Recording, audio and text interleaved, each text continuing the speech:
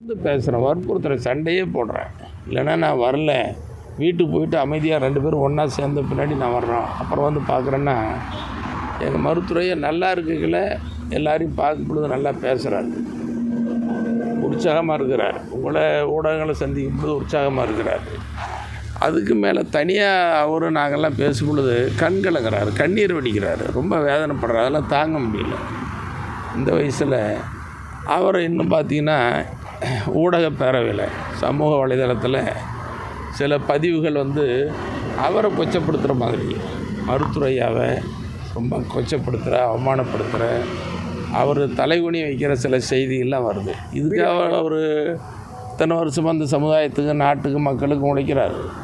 இந்த செய்தி போடுறதுல யாருக்கு என்ன லாபம் வருது? அதனால் ரொம்ப எங்கள் ஊடக பேரவை அல்லது மற்ற சமூக வலைதளங்களில் செய்தி போடுறவங்களாம் ரொம்ப அன்பாக பாசத்தோடு கேட்டுக்கிறது எல்லாமே, சமூக வலைதளங்களில் எங்கள் ஐயாவை பற்றி எந்த செய்தியும் தரக்குறைவாக அல்லது அவமரியாதையாக போடாதீங்க. அதே மாதிரி சென்னையா மருத்துவர் அன்புமணி அவரை பற்றியும் போடாதீங்க, கட்சி பற்றியும் போடாதீங்க. ஆக்கப்பூர்வமாக நல்ல செய்திகளை போடுங்க, ஒருங்கிணைக்கிறதுக்கு உண்டான செய்தி போடுங்கன்னு சொல்லி உங்கள் வாயிலாகவும் எல்லாரையும் நான் தெரிவித்தேன். ஊடக பேரவை வந்து மீட்டிங் வந்து பனையூரில் நடந்துருக்கு. தொடர்ந்து அன்புமணி அண்ணன் வந்து இப்போ நேற்று கூட பார்த்தீங்கன்னா விழுப்புரம் வடக்கு கிழக்கு மாவட்ட செயலராக மாற்றிருக்கிறாங்க, மாவட்ட செயலர், மாவட்ட தலைவர் மாற்றிருக்கிறாங்க. தொடர்ந்து மோதல் வந்து எப்போ ஒரு முற்றுப்புள்ளி வேறு என்ன இது என்னுடைய தனிப்பட்ட கருத்து. இது கட்சி கருத்தாவோ, எங்கள் மருத்துவரையா கருத்தாவோ, எங்கள் சென்னை அன்புமணி கருத்தாவோ நான் சொல்லலை.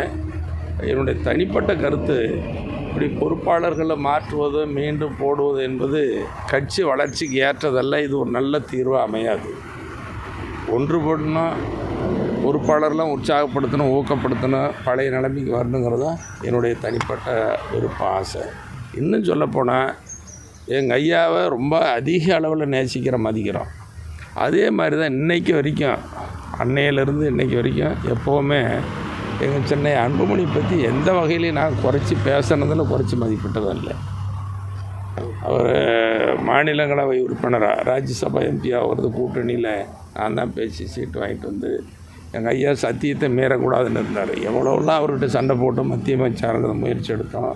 தொடர்ந்து அவர் முதலமைச்சராகிறதுக்கு நாங்களாம் முயற்சி பண்ணோங்கிறது எல்லாருக்குமே தெரியும். அப்படி இருக்கிற நிலையில் இப்போ நாங்கள் போய் மாறுபட்டால் சிந்திப்போம், செய்வோம். அதெல்லாம் ஊடக நண்பர்கள், எங்கள் சமூக வலைதளங்களில் செய்தி போடுறவங்க யாரை பற்றியும் குறைவாக செய்தி போடக்கூடாது, அது நல்லதில்லை. செய்திகளை உடனுக்குடனும் துல்லியமாகவும் தெரிந்து கொள்ள சப்ஸ்கிரைப் பண்ணுங்கள்.